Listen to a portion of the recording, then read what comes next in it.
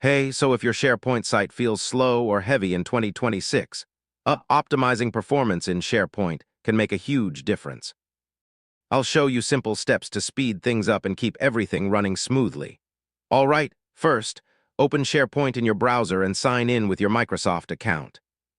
Now go through your document libraries and remove or archive old or unused files that are no longer needed.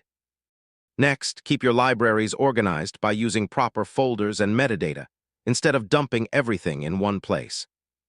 Avoid uploading very large files unless necessary, because they can slow down loading and performance. Yeah, also reduce unnecessary web parts on your pages, since too many elements can make pages load slower. Use filtered views instead of loading full libraries all at once to improve speed and responsiveness. Keep permission structures simple, because too many unique permissions can also affect performance. For better monitoring, you can use Microsoft 365 admin tools to check site health and performance insights. So, yeah, that's how you can optimize SharePoint performance in 2026.